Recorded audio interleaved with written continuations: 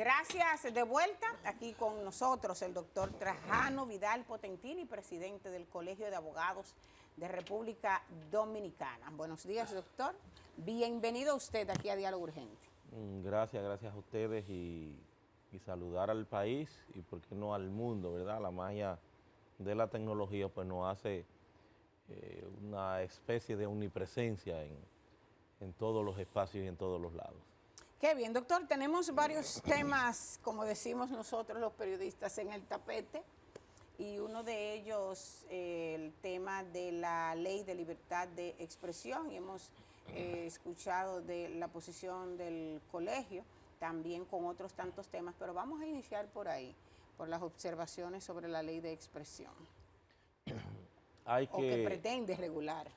Hay que reiterar la inconvencionalidad, la inconstitucionalidad por demás de la propuesta de ley planteada por el Ejecutivo en el entendido de que viola, transgrede en muchos aspectos de la propia Constitución y más aún del entorno convencional. Nos referimos a los tratados y acuerdos internacionales que desarrollan, regulan la materia a nivel de la protección de manera particular de estos derechos que en el entorno interamericano de los derechos humanos pues tienen un tratamiento especial.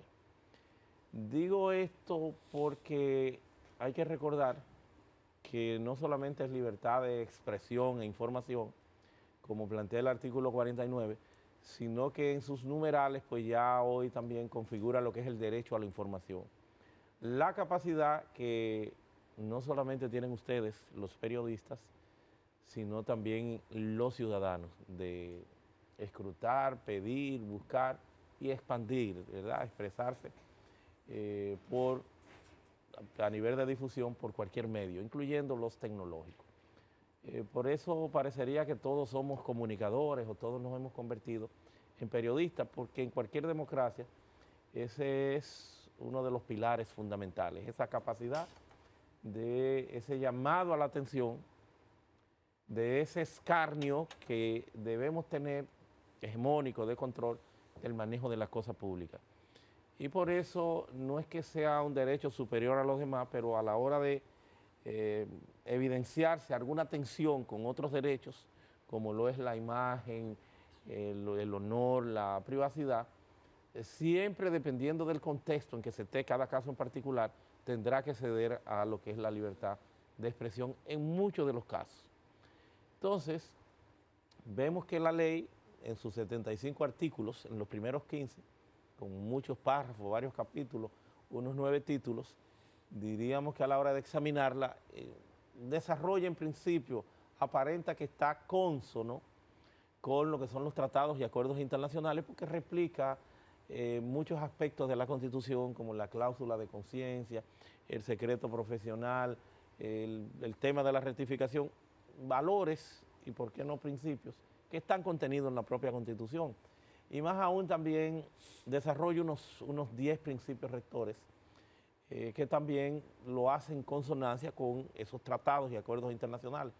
Pero luego de este articulado aparece descontextualizado el resto del contenido de esta ley, de lo que son esas aspiraciones retóricas que plantea en sus principales 15 artículos, cuando trae una transgresión, trae una perturbación que se llama Instituto Nacional de Comunicaciones, INACON.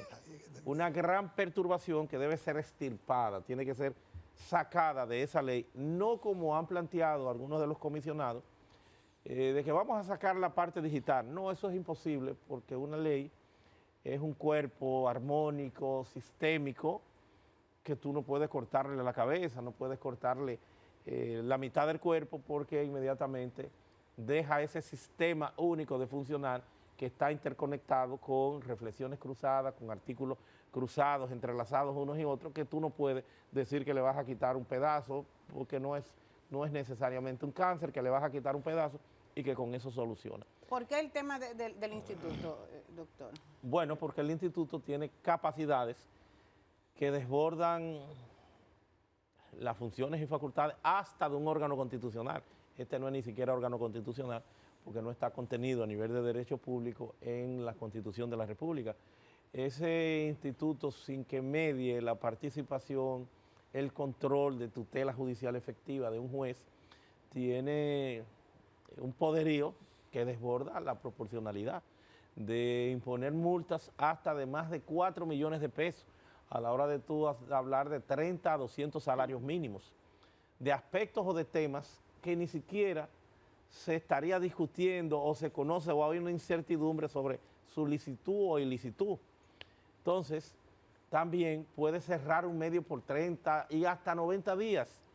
Al medio que lo cierran por 30, 90 días, ni siquiera los algoritmos lo reconocen. Pero más aún también, la capacidad de retirar, de mandar a retirar contenido, a sacar contenido, lo cual constituye una gran censura, no solamente sacar contenido, sino hasta hacer auditorías de los códigos fuentes, que es el fundamento de cualquier plataforma digital, y el algoritmo, los criterios en que esto se usa. Entonces, eso no es viable porque han querido también extender en el INACON, en sus capacidades, ya un fundamento hasta geopolítico, una pretensión que no está al alcance nuestro, de las grandes plataformas digitales, no solo las plataformas digitales dominicanas, porque también las dominicanas que excedan más de 850,000 seguidores que lo tiene cualquiera de esas plataformas también estarán bajo la égida, bajo el control de este esquema. Pero tú pretender a Facebook, a Instagram, WhatsApp, X, Twitter, ¿verdad? YouTube, de que tú vas a tener una solemne barbaridad que rayaría en una preocupación de los Estados Unidos con un Donald Trump que hasta por picarle un ojo está imponiendo aranceles y sanciones de naturaleza económica. Imagínense ustedes una transgresión, una perturbación que llegue hasta estas grandes plataformas, incluyendo también Netflix y otras tantas más, de que tú puedes pedirle el código fuente, o sea, el grial del secreto más sólido, más fuerte, la esencia, la estructura. Entonces, pero ¿y cuál es el propósito que podemos ver ahí? Porque ahí no hay un propósito. Realmente, que eso hay que reconfigurarlo, eso hay, porque estamos hablando de que hay una ley 6132, que más que regular es desarrollar, porque se trata de derechos fundamentales que tienen que ser en el marco de la progresividad, nunca regresividad. Tú no puedes limitar lo que es ese escenario en ninguna reforma que puedas hacer. Hay un imperativo, hay una ley de 63 años, la 6132, tiene que ser a tono ya con la nueva realidad constitucional de un derecho fundamental que se llama derecho a la información, libertad de expresión e información, y que tú tienes que darle, acentuarlo, mejorarlo, desarrollarlo, en función, reitero, de un sinnúmero de parámetros como es la propia Constitución y los tratados y acuerdos internacionales. Doctor, en esa comisión hay periodistas de vasta experiencia, abogados constitucionalistas con mucha formación, y hay incluso periodistas de vasta experiencia que también son abogados y que también son expertos en materia de la ley 61, la ley de comunicaciones. El presidente ha dicho que él no puede tener ni una rayita en eso. Una coma. Ni una coma. Yo no me creo que ellos no están conscientes de las incongruencias constitucionales que hay en esa ley. Y yo le pregunto por eso, ¿cuál es la intención? Mira, yo he criticado de este gobierno de que tiene un criterio errado de los consensos. Cuando ellos hablan de consenso, he referido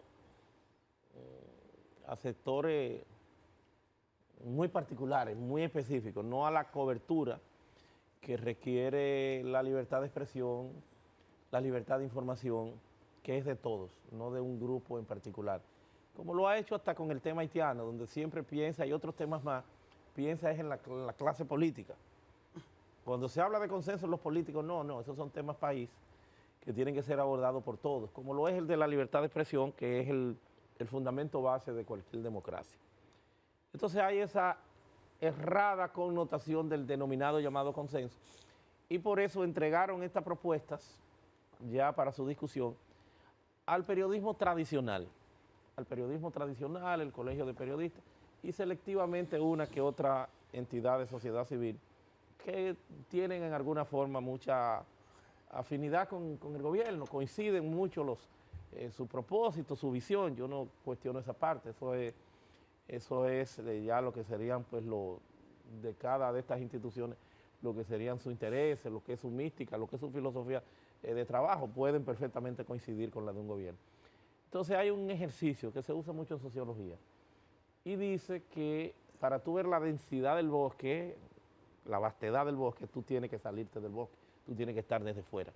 Entonces el periodismo, a la hora de configurar, de examinar una propuesta de ley, lo que va a ver es un periodismo tradicional y la protección de lo que ha sido esa tradición de lucha de personas de incuestionables méritos, como lo es don Percio Maldonado, don Miguel Franjul, el mismo Nanfi Rodríguez, una persona que ha sido pues un gran cultor de todos estos procesos, de la construcción de la libertad de expresión a nivel jurisprudencial en la República Dominicana. Tienen todos muchos méritos, pero hay ese sesgo inicial que tú lo observas en la misma redacción de la ley, de que no solo en el INACON, sino en las estructuras consultivas y de participación no aparece ningún representante de los medios digitales, como si no existieran, lo cual es una realidad que no puede soslayarse, no puede esconderse.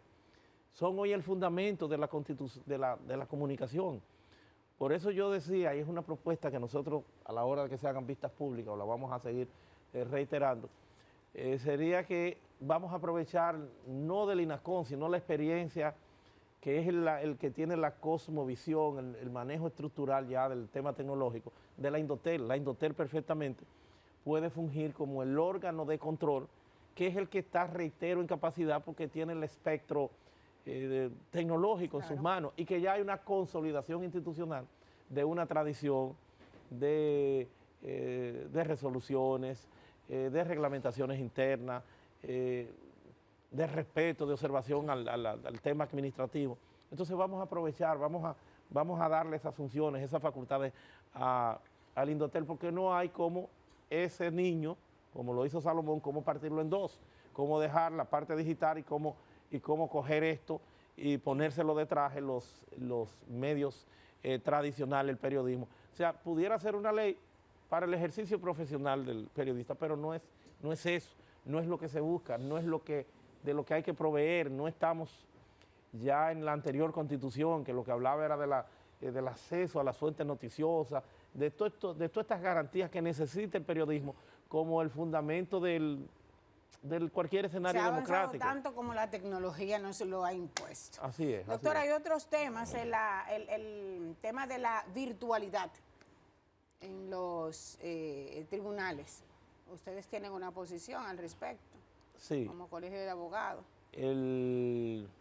Ustedes recuerdan el edificio de las Cortes, la antigua Suprema Corte de Justicia, desde el año 2021, pues ya habían algunos estudios. Lamentamos que no haya intervenido uno del CODIA, que no buscaran, pues, y que no se interviniera, porque no es que necesariamente se va a caer, intervenirlo, hacerle los arreglos del lugar, porque es una edificación antiquísima. Pero esto ha servido de fundamento para que el Consejo del Poder Judicial instaure en los tribunales del Distrito Nacional, no todos, sino los que están ahí, pero eso configuran más del 70%, a mi juicio, de todo el quehacer jurisdiccional del Distrito Nacional, son los principales. Unos 22 tribunales que funcionaban ahí, pues hay 18 de ellos que son enviados a la virtualidad.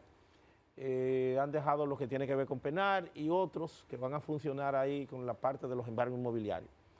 Eso no sería virtual al momento, pero todo el resto, toda la justicia, el 70% de la carga procesal del Distrito Nacional, entonces la han transferido, la han trasladado a la virtualidad. La virtualidad tiene muchos aspectos positivos a los que pudiéramos nosotros estar abiertos, como han hecho otros países, que por zonas van haciendo planes pilotos, nunca en el Distrito Nacional, por zonas que no tienen esa tanta carga. Y entonces tú vas afinando, porque no estamos afinados. No todo el mundo tiene acceso a Internet. Hay un tema de brecha digital. Entonces tú tienes que buscarte, tal vez a la Indotel, hacer un plan piloto, buscar en la zona que tú lo vayas a hacer, cómo tú ir instrumentalizando todo ese proceso. pero también preparando a los actores. Nosotros como colegio de abogados no se nos consultó. En una oportunidad nos invitaron para ver si se iban registrando los abogados. Dijimos, bueno, vamos a hacerlo, nosotros servimos para hacerlo por pueblos y ir entonces también dándole a los abogados las informaciones, las inducciones del lugar, porque hay un analfabetismo digital muy grande y muy grave a nivel de los abogados, imagínense ustedes a nivel del pueblo. Entonces, cuando tú hablas de acceso a la justicia, si tú no tienes ese fundamento, si tú no tienes esa base tecnológica, si tú no tienes el personal preparado, eso se traduce entonces en la violación no solo de ciudadanos, sino de abogados, a lo que es el derecho de acceso a la justicia. La justicia tiene que ser una puerta grande, la justicia no puede estar elitizada. La justicia no pueden ser torres de cristal modernísimas, como se pudiera estar proyectando con una ciudad judicial. Está elitizada la justicia. Bueno, no se puede darle ese enfoque, porque la justicia precisamente es para el más de abajo, es para el más necesitado, es el que tiene menos en una relación de fuerza, es el que tiene menos músculos. Doctor, pero, por Entonces ejemplo, la justicia tiene que ser una puerta grande. Tú no me puedes hablar de virtualidad, donde ya los abogados están con el grito al cielo. Hay muchos que dicen, porque hemos venido haciendo levantamientos, y el Tribunal Constitucional en el 2021 ya dictaminó, después de lo que había sido la pandemia, el cierre de esa virtualidad, porque era violatoria a todos estos principios, en un caso, en un escenario que pudo hasta haber sido atendible en uno que otro aspecto, pero no hay forma. doctor, por Paradójicamente, el amparo que nosotros pusimos en contra de la virtualidad lo van a conocer el próximo lunes de manera virtual. por ejemplo, estos casos en los que se necesita llevar mucha información, datos, estadísticas, que hay que llevar diferentes personas para que sirvan ¿cómo se controla eso? No, es una barbaridad, solo pensarlo. Y verán ustedes, solo hay que salir a la calle, a los abogados, sin todavía considerar a los usuarios, que están con el grito al cielo. No hay esa civilidad, hay violación al derecho al trabajo de los abogados, hay violación al artículo 69 de tutela judicial efectiva, 69.1 de acceso a la justicia, que traerá grandes inconvenientes como lo están planteando. Pues ellos te dicen, bueno, tú tienes que estar en la audiencia, es a las 9, pero resulta que tu audiencia puede ser a las 2, a las 3 de la tarde. Tú tienes que estar entonces sentado ahí desde las 9, porque no puede hacerlo fuera también.